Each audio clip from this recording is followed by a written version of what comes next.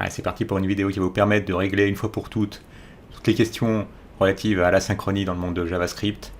En traitant, on va traiter des promesses, d'async await et de fetch. Un exemple vaut mieux qu'un long discours. On va se créer un petit projet qui va nous permettre de simuler le fait qu'on postule un emploi. Donc c'est quelque chose qui est typiquement asynchrone. Vous allez vous présenter un entretien. Vous avez l'entretien, vous n'attendez pas devant la porte du recruteur qui vous donne la réponse. Vous allez retourner vérifier vos occupations, lui de même, il va recevoir d'autres candidats, et ensuite vous êtes prévenu. Donc là, c'est un cas typique dans la vie de tous les jours, où on fait des choses de manière asynchrone, on ne reste pas bloqué sur une tâche, même si elle n'est pas encore résolue, on ne sait pas encore si on va être pris pour un boulot ou pas. Ben voilà, vous avez vu cette notion d'asynchronie, c'est quelque chose d'assez naturel en fait, finalement. Donc il ne faut pas s'en faire une montagne. Allez, on va appeler notre petit projet, bon je le crée dans mon répertoire habituel, le sandbox, hein, c'est pas une obligation. Hello async. Je vais l'ouvrir avec Codium.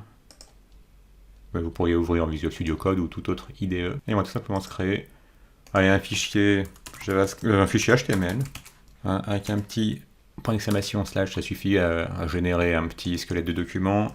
On va l'appeler Hello async. Et on va créer un fichier JavaScript pour s'assurer qu'on arrive bien à s'en servir depuis HTML. On va juste mettre allez, coucou. Et on l'importe. Il nous le trouve dans index.js. On pense bien au petit differ pour être sûr qu'il soit appelé après que toute la page HTML ait été loadée. Un petit clic droit sur Open with Live Server. On ouvre la console avec F12 et on peut voir coucou. Donc, jusqu'ici tout va bien. Alors on va partir du cas de figure qu'on est sur un cas de candidature. Vous êtes allé à un entretien, mais on va se mettre un petit bouton avec un petit ID de btn-job et qui va nous permettre de postuler. Donc on voit bien ce bouton. On voit quand on clique sur postuler, il ne se passe rien. Donc il va falloir qu'on le récupère côté JavaScript. Bon, notre console.log a fait son boulot, on peut le virer. On va récupérer notre bouton. Donc, côté JavaScript, on décide de l'appeler, on dans une variable qu'on décide d'appeler btn-job.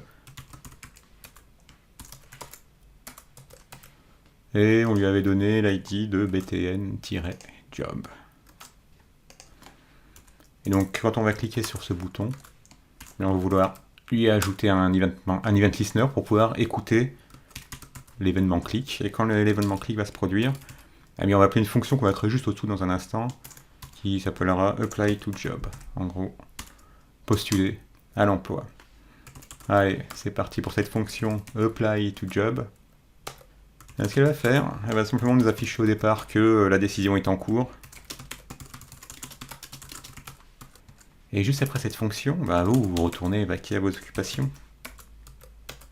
Bon là, on va juste dire qu'on est après la fonction apply to job. Et comme le fait de décider si une boîte va vous retenir ou vous envoyer une lettre type, nous avons étudié votre candidature avec attention, mais blablabla, eh bien on va émuler le fait que quelque chose dure longtemps à l'aide d'une simple fonction timeout. Et on va mettre un petit délai de 2 secondes. 2000 millisecondes donc. Et à l'issue, pour l'instant, on va faire un truc ultra naïf, mais c'est pour vous montrer vraiment l'ordre d'exécution des choses quand on est dans de l'asynchrone. Et avec cette timeout, on est dans de l'asynchrone. Mais on va mettre simplement que vous avez le job. Donc en fait, si on n'avait que du synchrone, dans du code synchrone, eh bien, le code s'exécute de la ligne 1 à la ligne 12, paf, dans l'ordre. Mais là, les choses sont un peu plus complexes et réalistes parce que cette fonction-là, elle est appelée qu'en cas de clic, donc elle n'est pas exécutée tout de suite. Et ensuite, quand on est dans le corps de la fonction, eh bien, ce qui va s'exécuter, ça va être d'abord cette fonction. Celle-ci, le corps de cette fonction va s'exécuter que dans 2 secondes, ce qui veut dire que si on mettait un console.log juste au-dessous, on dira que le recruteur, il pourrait dire ouais, pendant ce temps, je reçois d'autres candidats.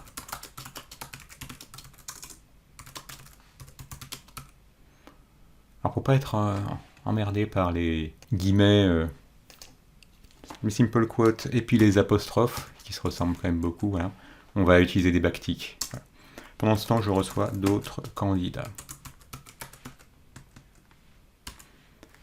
Donc ce qui va se passer, c'est que quand on va cliquer sur ce bouton, on va appeler cette fonction, et cette fonction, eh bien, si elle avait que du code asynchrone, elle exécutera d'abord la ligne 6, puis la ligne 7, puis la ligne 9, la ligne 10.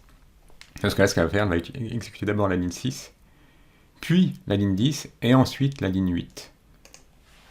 Et donc, ça, ce console.log, lui, il va être exécuté tout de suite. Vraiment, quand vous avez un doute sur l'ordre d'exécution du code, quand il y a de la synchronie, il suffit de mettre des console.log au départ à certains endroits, on va dire critiques, et là, vous pourrez tout de suite voir, mais ensuite, vous n'aurez plus besoin de faire ça. C'est une béquille dont vous aurez besoin qu'au début. Vous avez vu, pour l'instant, on voit que après la fonction applyJob, tout simplement parce que eh bien, le code s'est exécuté dans l'ordre, on a récupéré le bouton, on lui ajoute un event listener. Cette fonction n'est pas appelée puisqu'elle sera appelée quand 4 clics, et donc on arrive sur la ligne 13, on voit uniquement après la fonction applyJob. Et donc maintenant, si on clique sur le bouton, qu'est-ce qui se passe? On voit que la décision est en cours, on a tout de suite le recruteur, vous avez vu 2 secondes après, on a vu vous avez le job. Donc on peut le refaire vraiment pour que la chose dès le départ soit claire. Au départ, on n'a que ce console.log qui est affiché du fait que la ligne 1 est exécutée pour récupérer le bouton. On ajoute un event listener qui est appelé quand on clique. Comme on n'a pas cliqué, cette fonction n'est pas appelée, mais une fois qu'elle est appelée, les choses exécuteront dans ce ordre-là. D'abord ce qui est synchrone, donc la ligne 6, puis la ligne 10, et ensuite la ligne 8. Donc il y a d'abord la décision, puis recruteur, pendant, blablabla, puis vous avez le job. Et c'est bien le cas. La décision est en cours, recruteur, vous avez le job. La décision est en cours, suivi de recruteur, puis, du fait que c'est de l'asynchrone, il s'exécute après tout le code synchrone. Et bien maintenant, on va vouloir faire quelque chose d'un peu plus réaliste, c'est-à-dire avoir un candidat à l'aide d'un simple objet JavaScript qui aura un ensemble de clés value. Pour l'instant, on va simplement mettre 2 valeurs, isProgrammer. Au départ, ce sera true. Et isCool. Donc il juge aussi de la personnalité du candidat, si ça va être un casse-couille ou pas. Et ce qu'on peut faire maintenant, c'est avoir une petite fonction qui va prendre la décision en fonction du candidat. Donc est-ce qu'il est programmeur, sinon c'est pas la peine d'aller plus loin. Si c'est un gars qui passait par là, qui a postulé à un poste de développeur, et s'il se trouve qu'il est cool ou pas. Et pour ça, on va se créer une petite fonction qui va s'appeler Start Decision Process. Et ce qu'on souhaite faire, c'est là avoir recours à une promesse. Et c'est exactement ce qui se passe dans le contexte d'un emploi. Vous allez à l'entretien, à la fin de l'entretien, le recruteur vous dit bon, allez, je reviens vers vous, et je vous rappelle que je vous envoie un email pour vous dire si vous avez le poste ou pas. Donc en fait, vous repartez uniquement avec une promesse. Eh bien, il se trouve qu'en JavaScript, on peut également donner une promesse à quelqu'un et savoir comment elle va se finir, cette promesse. Est-ce qu'elle va finir par vous avez le job, ou bien est-ce qu'elle va finir par désolé, vous n'avez pas le job. Eh bien, pour créer une promesse, donc on veut avoir une fonction qui nous retourne une promesse, on utilise le mot-clé promise, qui veut dire promesse en anglais. Hein. Les Anglais ont plus de chance que nous, c'est que ça correspond vraiment à leur langage parlé. Ce qui est un peu étrange, bon, quand vous vous en servez au quotidien, vous n'oubliez pas, mais quand vous vous en servez pas, vous avez tendance à devoir retourner dans la doc. C'est que pour créer une nouvelle promesse, eh bien, je pense qu'il faut bien penser déjà au mot-clé new, parce qu'on veut créer une nouvelle instance de cette promesse. Et une promesse, ça prend quoi? Ça prend en argument une fonction, et cette fonction prend également en argument 2 fonctions. Ce qui rend la chose un peu compliquée au départ. Elle prend 2 fonctions, une fonction qu'on décide d'appeler result, et une fonction qu'on décide d'appeler reject. On pourrait l'appeler comme on veut, hein. Result et reject, c'est pas des mots-clés. Hein. On pourrait l'appeler altoto et titi, ça marcherait tout autant. Et donc on passe à cette nouvelle instance de promesse une fonction qui elle-même prend 2 arguments qui se trouvent être chacun une fonction. Alors attention, on l'appelle pas tout de suite, hein. On veut simplement passer à cette fonction externe 2 autres fonctions. Et le but, c'est ensuite de pouvoir les appeler plus tard, dans le corps de cette fonction, c'est-à-dire ici. Si vous êtes reçu, on appellera result, si vous n'êtes pas reçu, on appellera reject. Et donc on passe ces fonctions, on ne les appelle pas. Si on les appelait, on aurait eu des parenthèses ouvrantes et fermantes. Donc là, c'est pas le cas. On passe simplement des fonctions pour pouvoir les appeler plus tard, et c'est plus tard qu'on prendra le nom de la fonction et qu'on lui ajoutera une parenthèse ouvrante et fermante. Donc on avait dit qu'on a un processus de Décision très simple. On va le faire dans un if et un else. Le processus de résultat est très simple, c'est que si le candidat, il est programmeur, et qu'en plus ce candidat, il est cool, bon c'est très con hein, quand même, deuxième critère, mais bon c'est histoire d'avoir deux critères, et bien à ce moment-là, ce sera bon, on informera plus tard qu'il a été reçu. Et ce plus tard sera quoi? Ce sera dans 2000 millisecondes. Donc on appellera resolve pour dire, voilà, on va bien distinguer que c'est le recruteur qui parle, recruteur, bienvenue dans notre entreprise. Et sinon, si une de ces deux conditions n'est pas remplie, donc c'est tout ça pour vous dire qu'en fait c'est en fonction de ce que vous mettrez comme process de décision dans la fonction, dans la promesse, que vous déciderez de retourner soit resolve, soit reject. Donc c'est pas quelque chose d'imposé, hein, c'est vous qui mettez les conditions qui vous intéressent. Bon allez, on va mettre le blabla type malgré tout l'intérêt. J'ai pas mis de baptique. Je vais devoir faire un escape de voilà. De votre candidature. Blabla. Hein. Ça, vous en avez déjà vu assez, j'imagine. Je vais mettre une somme de regrets. De blablabla. Alors, on va faire, comme c'est cette fonction qui s'exécute longuement, ce qu'on va faire, c'est que le set timeout, pour émuler le fait que la chose dure longtemps, ben ça suffirait, hein, ça suffit pour retourner une promesse. Et ce qu'on a envie, c'est que ça apparaisse pas tout de suite dans la console. Donc ce qu'on va faire, on va mettre un console.log ici, sur du code synchrone, pour dire est-ce qu'on avait pendant ce temps, je reçois d'autres candidats. C'est pas la peine de retaper. Voilà, on va le mettre ici, pendant ce temps. Je reçois d'autres candidats. Et c'est ici qu'on va mettre notre set timeout. Pareillement.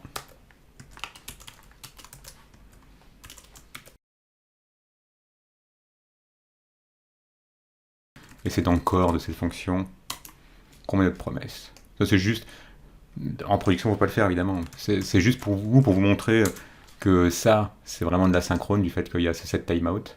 Ça fait partie de ces fonctions qui rendent le code asynchrone. Il y a nextTick, il y en a quelques-unes comme ça, mais bon c'est la plus connue. Cet intervalle, enfin il y en a 2-3 comme ça. Et on verra tout à l'heure en utilisant fetch que là vous utiliserez une promesse qui est créée pour vous. Là on fait quelque chose finalement d'un peu plus avancé, mais c'est simplement pour vous montrer qu'il n'y a rien de magique dans les promesses, que vous avez simplement cette nouvelle instance de promesse qui reçoit elle-même en argument une fonction qui reçoit elle-même deux arguments qui se retrouvent une fonction qu'on appellera, nous on essaiera d'appeler si les choses sont bien passées, et une fonction reject qu'on appellera quand nous on décidera que les choses ne se sont pas bien passées. Donc du coup on peut virer ici ce set timeout, et maintenant avoir recours à notre fonction. Alors elle retourne quelque chose, donc on va récupérer ce qu'elle retourne dans une variable qu'on décide d'appeler result, et on appelle donc cette fonction start decision process. Alors si vous avez bien suivi, vous voyez que cette fonction elle retourne une promesse, et on récupère cette promesse ici. Or vous avez dû entendre parler du fait qu'il fallait chaîner les promesses avec un then, ou utiliser async await, mais là pour l'instant on se contente simplement de récupérer notre promesse. On y va pas à pas. C'est reparti. Là vous avez vu pour l'instant, CTRL B pour fermer le menu, ouais, on a que deux fichiers de toute façon. Pour l'instant la seule chose qui s'affiche à l'écran, on exécute les choses dans l'ordre. On récupère d'abord le bouton, puis on crée ce candidat. Puis on ajoute l'event listener. L'event listener qui appelle cette fonction que quand on va cliquer, comme on n'a pas cliqué, cette fonction n'est pas encore appelée, et elle-même, cette fonction-là, appellera cette autre fonction. Mais pour l'instant, quand on n'a pas cliqué, cette fonction n'est pas appelée, et elle-même n'appelle pas cette fonction-là. Donc, on va arriver jusqu'en ligne 29 pour afficher simplement après la fonction apply2job. Est-ce que c'est le cas? C'est le cas. Après la fonction apply2job. Et là, c'est parti. On va les mettre côte à côte.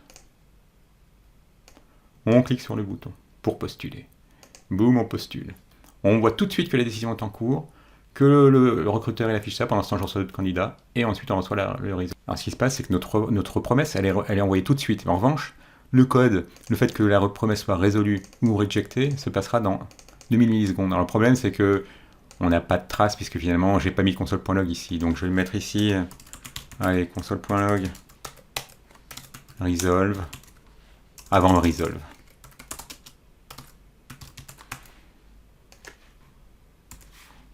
Et ici, dans reject, avant reject. En fait, c'est la chose qui est la plus compliquée à comprendre, paradoxalement, c'est que vous partez tout de suite avec une promesse, hein, comme en entretien d'embauche, vous partez tout de suite avec la promesse qu'on vous rappellera. C'est plus tard qu'on saura si on vous rappellera pour vous dire « Ok, vous êtes recruté » ou « Désolé, votre candidature n'a pas été retenue ». Donc, il faut bien retenir que cette promesse, elle est retournée tout de suite. Et c'est simplement le resolve ou le reject que vous recevrez uniquement dans 2000 millisecondes. Donc dans 2 secondes. C'est reparti, on postule.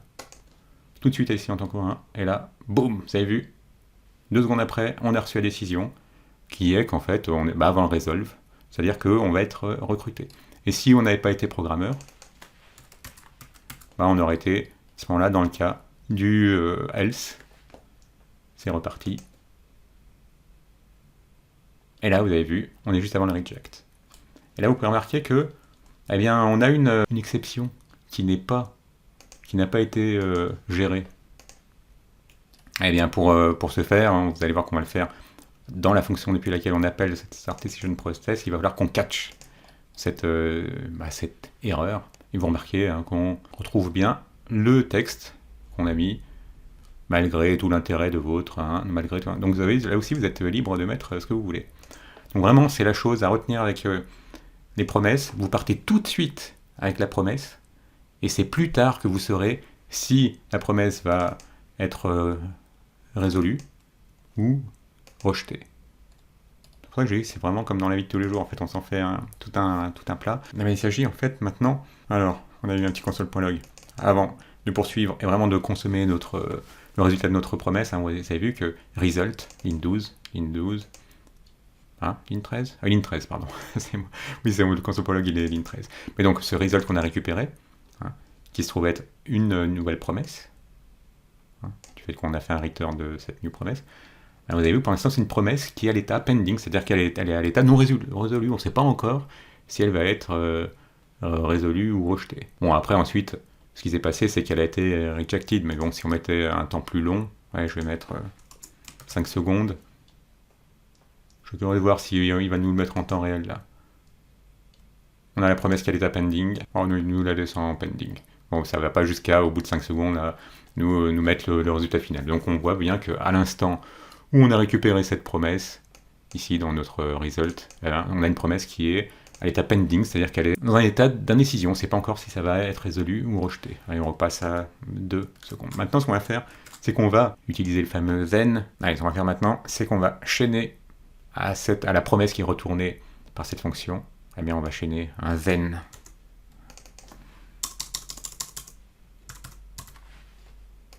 Pour pouvoir être prévenu quand la promesse sera enfin résolue, c'est-à-dire que soit on aura accepté de vous embaucher, soit on vous envoie une lettre de refus. Et donc, ce qui vous est retourné, ce sera soit le contenu qu'il y a dans le cas du result, dans le cas du resolve, j'ai fait un mot qui fusionne les deux, dans le cas du resolve, le message qui dit que vous êtes reçu, et sinon, si vous êtes rejeté, le message qui dit que vous êtes rejeté. Donc c'est parti. Then, ça prend comme argument une fonction et qui a à disposition le résultat de la promesse.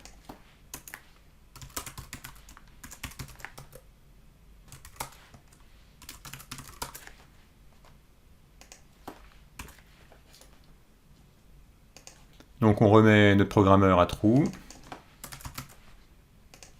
C'est parti, on postule. Au bout de 2 secondes, on voit bien que l'int 13, on a accès au résultat et qu'on peut l'afficher. Et le résultat, c'est bienvenue dans notre entreprise. Mon recruteur tirait bienvenue dans notre entreprise. Qu'est-ce qui se passerait si, allez, on n'était pas développeur, on postule, et là de nouveau, il y a une erreur qui n'est pas catchée. Mais pour ça, on utilise tout simplement, on va chaîner après le then un catch. Et ce catch, on décide que l'erreur, on l'appellera ERR, on aurait pu l'appeler erreur en toutes lettres, on aurait pu l'appeler ce qu'on veut. On fait un console.log de notre erreur.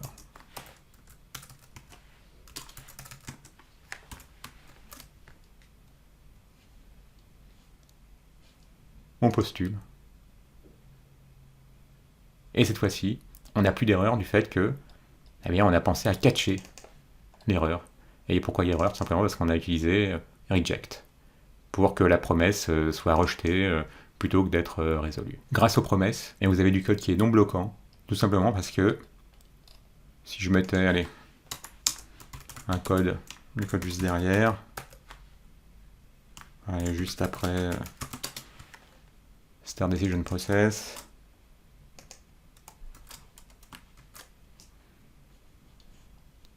eh bien quand on va cliquer sur le bouton, ça va appeler apply to job. Apply to job va nous exécuter dans l'ordre. D'abord la ligne 11.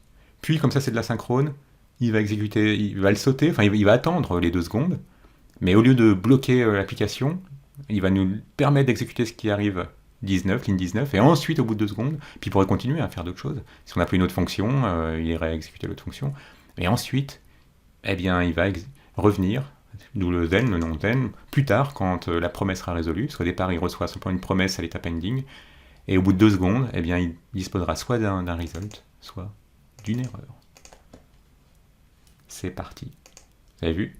On voit tout de suite, juste après Start Decision Process, et c'est au bout de 2 secondes qu'on voit ensuite notre erreur. Et si on décide d'embaucher le programmeur, c'est la même chose. On va cliquer, vous allez d'abord voir la décision est en cours, puis juste après Start Decision Process, puis Result, et bienvenue, blablabla. Et c'est le cas. Donc ça récapitule, la logique de promesse, elle est vraiment très proche de ce qui se passe dans la vie de tous les jours. Quand quelqu'un vous fait une promesse, allez, je te promets que je viendrai t'aider à déménager samedi, vous partez tout de suite avec la promesse. Mais c'est seulement le samedi en question que vous saurez si la personne va venir, hein, ça se résoudra par le fait qu'elle tienne sa promesse, qu'elle vienne, ou qu'elle va, le jour même, elle va appeler pour inventer une excuse bidon. On sera dans le cas du reject. Donc la chose vraiment à comprendre, c'est qu'avec les promesses, vous recevez tout de suite une promesse, et c'est que plus tard seulement que cette promesse est résolue. Alors nous, on l'a fait artificiellement avec ce set timeout pour dire que la chose se passe en 2000 millisecondes, mais dans la réalité, on utilise souvent des promesses quand il y a du code qui peut prendre du temps. Par exemple, quand vous devez faire un appel à une API REST et vous ne savez pas combien de temps ça va prendre, ça peut prendre 100 millisecondes, ça peut prendre 1000 millisecondes, donc vous préférez retourner une promesse que de bloquer l'application, que l'utilisateur puisse pas cliquer où que ce soit pendant 1 seconde. Ça donne pas une bonne expérience utilisateur. Donc on retourne tout de suite une promesse. On crée une nouvelle promesse. De quelle façon? En demandant de créer une nouvelle instance de promesse. Et cette fonction, elle prend en argument une autre fonction qui elle-même prend en argument 2 autres fonctions. C'est pour ça que la forme est un peu complexe. C'est pour ça qu'il faut vraiment avoir aucune honte à aller, quand vous n'avez pas utilisé créer de promesse vous-même depuis longtemps, vous allez sur le site et vous tapez MDN, espace promesse, et puis voilà, vous allez retrouver la structure d'une promesse. Il n'y a pas de honte à se rafraîchir la mémoire. Donc vous créez une fonction qui vous retourne tout de suite une promesse, et ensuite vous chaînez à l'aide d'un then. Eh bien vous chaînez le then qui se trouve être une fonction qui permettra de récupérer le résultat. Le résultat, c'est ce que vous retournera resolve. Et si les choses sont mal passées, eh bien ce sera le catch qui rentrera en action et qui vous fournira l'erreur. L'erreur, c'est pareil, c'est vous aussi qui aurez décidé de ce qu'elle sera, à l'aide de ce que vous aurez passé à la fonction reject, qui sera appelée. Donc il est très très très important de bien faire la distinction entre une fonction qu'on passe et une fonction qu'on appelle. La différence est simple, c'est que quand vous passez une fonction à une autre fonction, ici c'est une fonction anonyme, ici, eh bien c'est une fonction qui attend 2 paramètres, resolve et reject, et resolve, on ne peut pas le savoir comme ça spontanément vu que c'est pas typé JavaScript que c'est une fonction. Donc on sait que on nous passe, on va recevoir 2 arguments. Enfin, argument et paramètre, c'est simple, c'est que cette fonction attend 2 paramètres, resolve et reject. Et quand vous les passez, quand vous utilisez cette promesse et que vous lui passez quelque chose, on les appelle des arguments. Mais bon, souvent c'est utilisé de manière interchangeable. Mais bon, c'est pour dire qu'au départ, cette fonction-là, elle est passée et elle n'est appelée que ici parce qu'on lui ajoute des parenthèses ouvrantes et fermantes. C'est vraiment le distinguo. Une fonction, si je vous fais un petit console.log, regardez. Si je fais un console.log de start description decision process sans mettre de parenthèses ouvertes et fermantes, ça va simplement vous envoyer, vous voyez ici, le contenu de la fonction. Ça l'appelle pas, ça vous dit juste ce que c'est. Alors que si vous l'appelez, il faut que vous ajoutiez des parenthèses ouvrantes et fermantes. Et là, vous avez vu, là, ça nous l'a appelé et on voit tout ce qu'on a vu précédemment. Donc ça, c'est vraiment important. C'est aussi, j'ai remarqué, ce qui pose problème aux débutants en JavaScript, ou en tout cas en programmation fonctionnelle, c'est le fait qu'ils ne font pas le distinguo entre le moment où une fonction reçoit une fonction, ou bien si une fonction, la fonction reçue, finalement ici, est appelée plus tard, simplement en lui ajoutant une parenthèse ouvrante et fermante. Ça, c'est... Bon, il faut un certain temps pour s'habituer à la chose, mais on appelle une fonction et ajoutant une parenthèse ouvrante et fermante, et sinon, c'est que c'est juste la fonction elle-même qui est passée sans être appelée. Et donc, async await, me direz-vous, bah, ça va être vite réglé, parce que finalement, c'est simplement une syntaxe différente. Allez, on va commenter cette syntaxe-ci, celle où on appelle apply to job, où on utilise then puis catch sur la fonction qui nous est retournée. Je la garde pour que vous puissiez comparer les deux. En fait, c'est simplement du sucre syntaxique, async et await, qui vous permet bien, d'attendre le résultat. Alors, ce qu'on va faire, allez, on va virer tout ça. On a une promesse, et ce qu'on veut faire, c'est attendre le résultat de la promesse à l'aide du mot-clé await.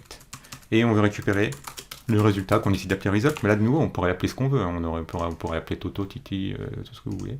Et si je vous... Alors il va y avoir une erreur, je peux vous la montrer. Simplement parce que... Pourquoi est-ce qu'on parle d'async await? Parce qu'on utilise async et await ensemble, mais vous allez voir à quel endroit il faut mettre async. Donc, on va afficher le résultat. Et là, vous allez avoir une belle erreur qui va dire await n'est valide que dans le cas des fonctions asynchrones et sur les modules, les top level bodies de modules. Alors, avant, c'était uniquement sur les async functions. Bah, nous, c'est ce cas qui nous intéresse. En gros, comme cette fonction, dans le corps de sa fonction, il y a await, et bien il faut donc qu'on rajoute async devant la fonction. Et là, il devrait être content. Si on postule, vous avez vu, ça marche, comme ça marchait précédemment avec then et catch. Enfin, comme ça marchait avant jusqu'au then, parce que vous allez voir que là maintenant il faut qu'on gère aussi le cas où il y aurait une erreur, parce que le gars qui postule n'est pas programmeur. On va se retrouver dans le même cas de figure que précédemment, c'est-à-dire qu'au bout de 2 secondes, on a une erreur qui n'est pas catchée. Mais ici, on ne peut pas mettre un point catch avec async await, on est obligé d'avoir recours à un try catch. Simplement pour dire qu'on va essayer ce code-là. C'est du code qui peut avoir un problème, qui peut échouer. Et dans le cas où il y a une erreur qui est renvoyée par ce code, eh bien on la catch ici. Et on peut, comme on l'a fait précédemment,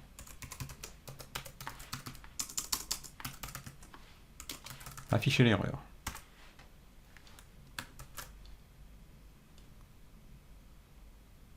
Voilà, là vous avez vu, il n'y a plus d'erreur. Dans ce cas, il n'y a plus d'erreur indiquée par votre interpréteur JavaScript. En tout cas par votre moteur JavaScript, parce que bon, c'est interprété et compilé les deux à la fois. Et donc le code n'apparaît plus en rouge, et vous voyez bien le message d'erreur, malgré tout l'intérêt de votre candidature, blablabla. Candidature, pourquoi j'écris toujours candidature sans... Voilà. Donc si vous comparez maintenant async, await et then, historiquement il y avait d'abord eu then. Donc quand vous avez une fonction qui vous retourne une promesse, c'est le cas de celle-ci, elle nous retourne bien une nouvelle promesse, ligne 34, eh bien vous pouviez chaîner then, vous pouvez toujours du reste.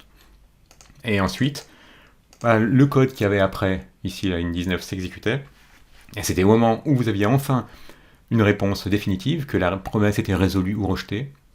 Et bien en cas de resolve, vous receviez le résultat et vous pouviez en faire ce que vous vouliez. Bon, nous on s'est contenté de faire un console.log. Et en cas d'erreur, eh bien vous chaîniez un catch juste derrière. Et avec async await, c'est exactement la même logique. Vous avez du code qui vous retourne une promesse, sauf que cette fois-ci vous attendez dans le cas de cette promesse, vous allez récupérer dans cette variable result. Et s'il y a une erreur, en revanche, vous ne pouvez pas utiliser .catch, vous êtes obligé d'utiliser le traditionnel try catch. Et c'est ici que vous récupérez l'erreur et que vous pourrez également en faire quelque chose. Et fetch, enfin, maintenant, fetch va être facile. Pourquoi est-ce que je vous ai montré tout ça? Simplement pour que vous sachiez comment une promesse est créée et comment elle est consommée. Mais en fait, dans de nombreux cas, surtout si vous êtes junior, vous allez souvent, et même intermédiaire, pour moi, il y a beaucoup de codes dans lesquels, en fait, quand vous utilisez des librairies qui utilisent de la synchronie, bien souvent, elles vont émettre pour vous des promesses que vous n'aurez plus qu'à consommer, soit en enchaînant un then et un catch, soit en utilisant async et await devant le résultat de la fonction. Eh bien, on va prendre un exemple typique. Typique, car non pas parce qu'il est artificiel, mais parce qu'il est couramment utilisé dans la vie quotidienne de la développeuse ou du développeur, c'est quand vous appelez une API REST. Ici, c'est l'API de GitHub. Ici, par exemple, je vais afficher les informations de mon compte GitHub. Ça, c'est quelque chose d'asynchrone, parce que bon, là, c'était rapide, mais ça aurait bien pu prendre 500 millisecondes, ça aurait pu prendre 1000 millisecondes. Donc ça, c'est typiquement quelque chose qui est fait de manière asynchrone. Eh bien, on va le faire. Allez, simplement en ajoutant un petit formulaire. Ouais, je vais mettre une petite ligne horizontale, un formulaire juste là-dessous, et qui va nous permettre de taper, pas besoin d'action, puisqu'on va gérer la chose côté JavaScript. On lui met simplement un ID, on dit que ce formulaire nous permet de récupérer... Ouais, ce sera un formulaire destiné à interagir avec l'API de GitHub. Il va être très simple, il aura une unique input de type texte, et en ID, on va simplement mettre le nom d'un compte GitHub, et pour indiquer à l'utilisateur s'il doit taper, on va dire qu'il faut qu'il tape un compte GitHub. Et on met un bouton de soumission qui va s'appeler chercher, tout simplement.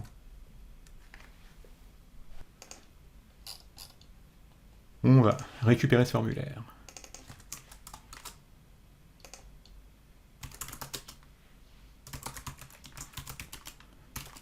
À l'aide d'un bon vieux document.getElementById.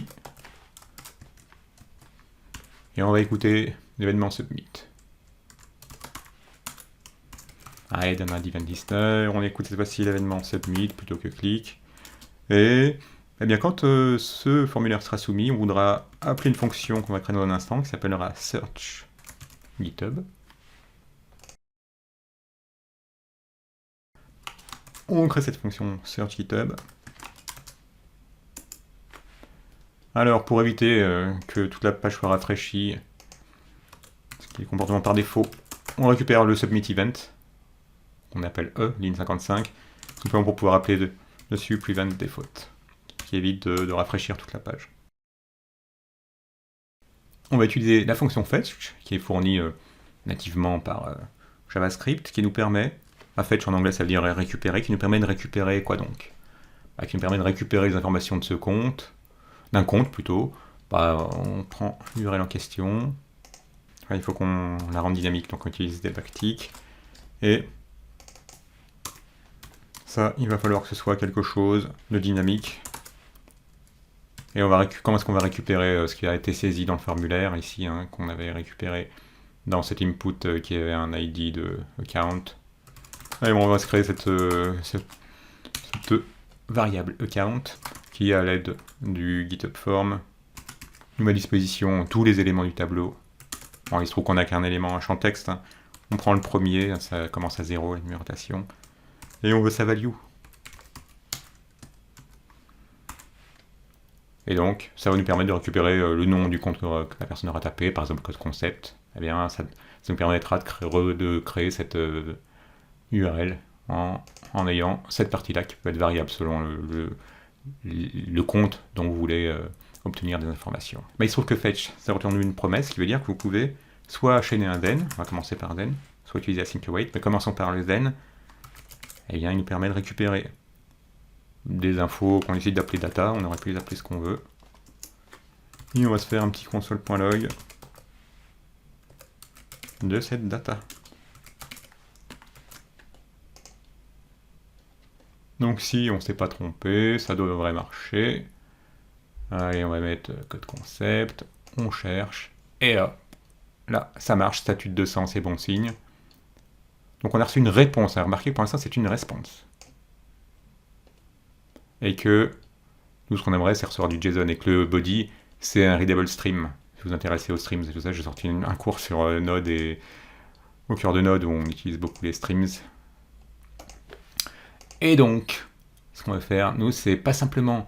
Bon, on est content de savoir que ça s'est bien passé, qu'il a réussi à faire une requête vers code concept, si on avait mis, je sais pas moi, Node par exemple, il aurait fait une requête vers Node. Bon, non seulement on arrive bien à récupérer ce qui est tapé ici, mais en plus ça nous permet bien de faire une requête qui retourne une promesse, qui nous a permis ensuite de chaîner un then. Mais nous, ce qu'on voudrait avoir, c'est plutôt que d'avoir une réponse brute, on souhaiterait plutôt recevoir un objet JSON. Et donc ce qu'on va faire, c'est que ça, on garde. C'est-à-dire que quand on reçoit notre donnée, on a vu que c'était une response, son type c'est response, et bien on souhaiterait transformer cette réponse en JSON, parce qu'on sait que c'est du JSON qui est retourné.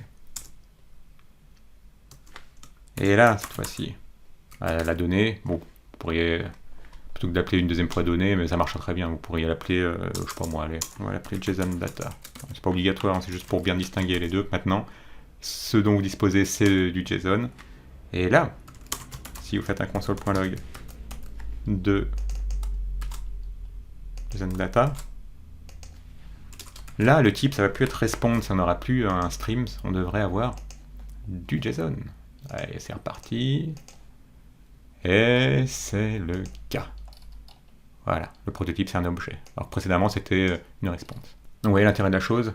Maintenant que vous savez comment consommer des promesses, c'est que fetch, il suffit que vous lui passiez pour récupérer des données vers une URL, vers une API REST.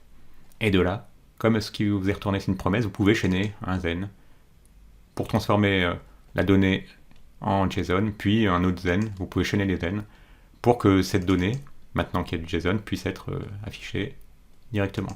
À tel point que maintenant on pourrait très bien afficher le contenu ici, sous le formulaire. Allez, on va se mettre un petit div qui aura pour ID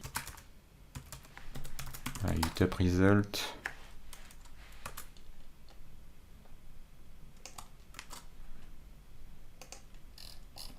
On le récupère là.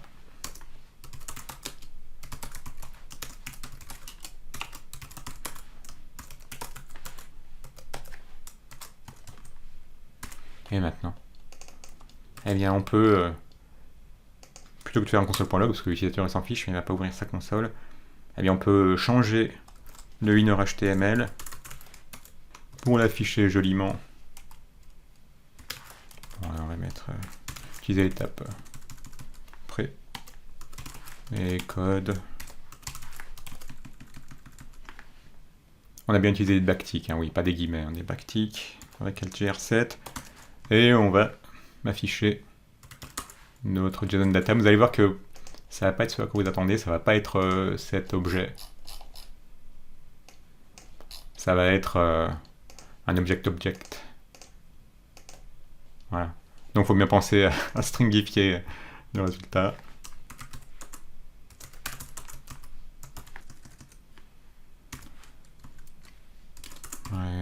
Et puis on va mettre 4 espaces devant chaque clé value. Donc il faut utiliser JSON.stringify, ce que vous voulez stringifier, et puis généralement null, je ne me rappelle jamais à quoi ça correspond. Et ça c'est le nombre d'espaces que vous voulez avoir, vous allez tout de suite voir à quoi ça correspond. Ah, ça correspond à ces espaces-là. Il y a 4 espaces. Et voilà le résultat. Donc si on mettait, je sais pas moi, Deno, allez, si bien avoir un repo GitHub de Deno, bah c'est le cas, ça marche également. Est-ce qu'on peut utiliser async await avec fetch? Évidemment. Donc même topo, je vous commente ça pour que vous puissiez. Alors, je copie, je le commente avec CTRL/, je le colle. Jusque là, ça nous intéresse, fetch. Et en fait, là, ce qu'on a envie de faire maintenant, eh bien, c'est d'utiliser async. Donc on veut que cette fonction soit asynchrone, on indique avec l'aide d'async. Et ici, comme fetch nous retourne une response, ce qui est de l'asynchrone, eh ben, on veut attendre le résultat à l'aide de wait. On récupère ça avec, comme tout à l'heure, une variable qu'on essaie d'appeler data, hein, ça c'est libre, hein, vous pourriez l'appeler comme vous voulez. Et souvenez qu'on sait que ce qui nous intéresse, c'est pas d'avoir la réponse brute, hein, l'objet response, on veut vraiment un objet JSON. Donc, ce qu'on va faire, c'est qu'on va la récupérer dans une autre variable qu'on appelle JSON data. Voilà, c'est pareil, il faut bien penser à faire un wait. J'oublie régulièrement, j'oublie ligne 70 par exemple, ici le wait. Là, il faut également utiliser le wait. En fait, partout où vous auriez du then, à la place vous avez le wait. Donc ici, on attend que la transformation de notre réponse en JSON, à l'aide de la fonction JSON, ait eu le temps de se faire. Et enfin, Enfin, après, on va pas se retaper toute la ligne, on la récupère ici, parce que ici, c'est la même chose. On veut juste modifier l'inner HTML de notre div. Ça devrait marcher. Et ça marche. Voilà, donc en résumé, le code asynchrone, c'est indispensable pour pas bloquer votre application.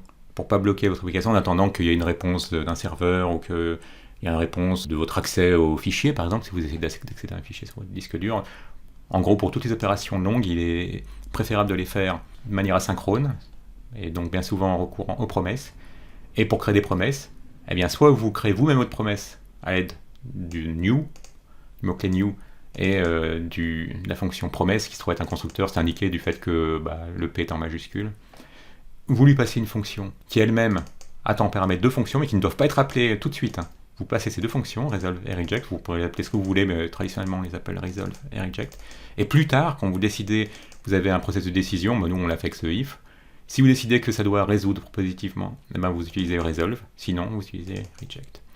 Et ce qui est très important de garder à l'esprit, c'est la chose capitale, c'est qu'une promesse, ça vous est retourné tout de suite. Il faut donc avoir la possibilité de revenir plus tard, en gros, de pouvoir réagir dans 100 millisecondes ou 2 secondes ou 10 secondes, la promesse est résolue. Et bien pour pouvoir revenir plus tard sans avoir bloqué votre code, c'est là qu'on a recours soit à then, ici, donc quand vous avez une fonction qui retourne une promesse, eh bien vous pouvez chaîner un then pour gérer le cas où la promesse est résolue, et un catch pour gérer le cas où la promesse n'est pas résolue. Sinon, c'est plus moderne, c'est plus récent, vous pouvez utiliser async await à la place de then, c'est-à-dire que partout où vous avez then, vous utilisez plutôt un await. En pensant bien utiliser async devant la fonction qui utilisera cette fonction-là, start decision process, qui retourne une promesse. Vous attendez que la promesse se résolve à l'aide de await. Async devant le nom de la fonction. Await partout ailleurs où vous attendez que les choses se résolvent. Et on voit que bien souvent, vous n'aurez pas vous-même à créer vos promesses. Vous allez plutôt utiliser des fonctions écrites par d'autres, des librairies écrites par d'autres, qui mettent à disposition des fonctions qui vous retournent des promesses, comme fetch par exemple, ça que vous allez utiliser dans quasiment toutes vos applications. Et quand vous voulez faire une requête en utilisant fetch, donc ce qui vous est retourné par fetch, c'est une promesse. Vous pouvez chaîner soit la suite de fetch, un then, soit vous pouvez utiliser pareillement async et await. Donc partout où vous avez un then, vous avez à la place un await. Un petit like si vous avez aimé, abonnez-vous si ce n'est déjà fait. Il y a de nombreuses autres vidéos qui, elles, sont orientées plutôt framework. Une vidéo sur Angular de 90 minutes, une sur Vue 3 et de nombreuses autres, notamment sur React, une playlist sur React, et notamment les hooks. Allez, à bientôt!